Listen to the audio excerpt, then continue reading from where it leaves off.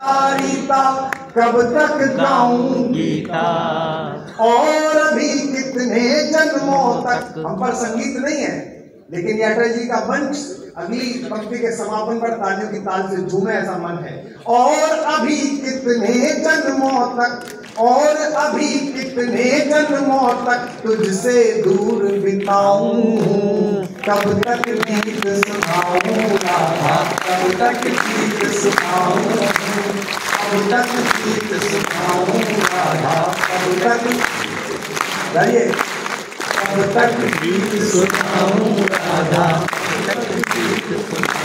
पहला बंसी कि बचपन से प्रभुता का बोझा ढोते कटी जवानी। अपेक्षाएं आपको बहुत कष्ट सौंपती हैं। अपेक्षा हो जाए तो बड़ा कष्ट है। आपके पास एक प्रतिभा और जगत आपसे अपेक्षा करे तो बड़ा कष्ट है। कि बचपन से प्रभुता का बोझा ढोते कटी जवानी, हर पल षड्यंत्रों में उलझी सांसें आनी जानी। युग की आंखें अमृत पीती रही मुझे तक तक कर। ये पंक्ति संभालिए लखनऊ के लोग। युग की आंखें अमृत पीती रही मुझे तक तक कर, अधर मधुर देखे सबने पर पीड़ा ना पहचानी, अधर मधुर देखे सबने पर पीड़ा ना पहचानी। ये बड़े बड़े घर, ये बड़े बड़े नेम प्लेट और इनके पीछे का अकेलापन मंच अनुभव करता है। मैं किसी का संकेत नहीं कर रहा, आप समझ जाएंगे। अधर मधुर देखे सबने पर पीड़ा ना पहचानी, इस पीड़ा को यार सुदामा, इस पीड़ा को यार सुदामा कब तक महल दिखाऊं, कब तक गीत सुनाऊं राधा, कब तक गीत सुनाऊं, कब तक गीत सुनाऊं राधा। एक दूसरा बंदा अच्छा लगता है सुनिएगा, छोटा सा गीत है, मैं समय की मर्यादा समझता हूँ, सुनिएगा। पहली पंक्ति को कविता की तरह सुनिए, ताकि इस कार्यक्रम के जो दो भाग थे उसमें कविता पाठ भी जागृत रहे, जीवित रहे। कि दो माओं ने लाड़ लड़ाया,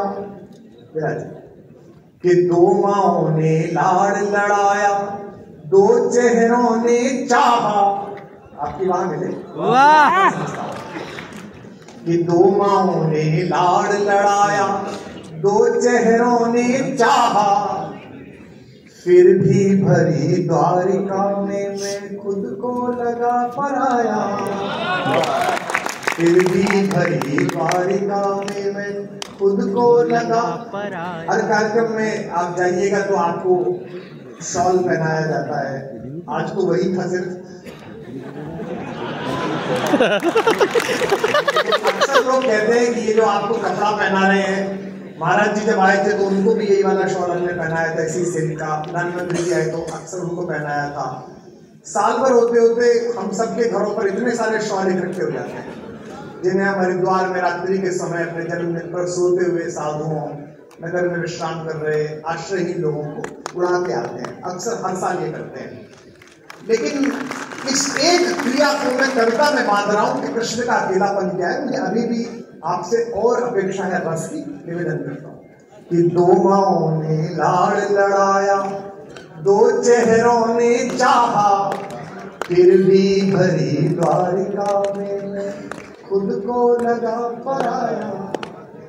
मेरा क्या अपराध कि मेरा गांव गली घर छूटा। मैं जानता हूं कि एक सन्यासी स्वयं नदी के तीर पर खड़े होकर अपना पिंडदान करता है, लेकिन कितना भी संन्यास्त हो जाए, देवभूमि उत्तराखंड के उन गांवों की महक तो महाराज जी आपके हृदय तक आती होगी, जो आपने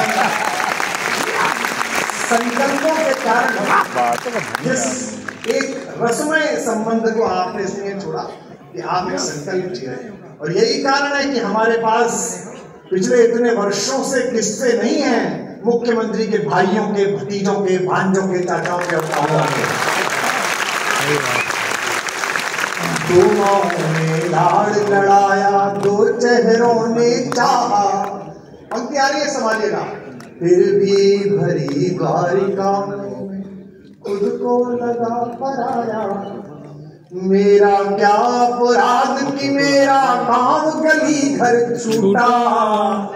एक एक व्यक्ति की शिरकत हो अगली लाइन में, सबकी तालियां उठें। मेरा क्या अपराध कि मेरा गांव गली घर छूटा, आंचल से बिछड़े को जग ने पीतांबर पहनाया,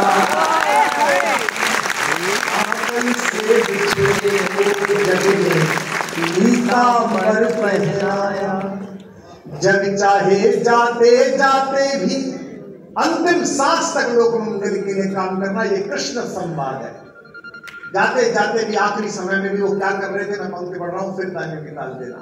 जग चाहे जाते जाते भी बंसी मधुर बजाऊं, कब तक गीत सुनाऊं राधा, कब तक गीत सुनाऊं, कब तक गीत सुनाऊं राधा, बताइए कब तक गीत सुनाऊं राधा, कब तक गीत सुनाऊं, कब तक गीत सुनाऊं राधा, कब तक गीत सुनाऊं। अंतिम पद पढ़िएगा मेरे मन के माध्यम से और सुनिएगा आत्मा के माध्यम से। ये मैं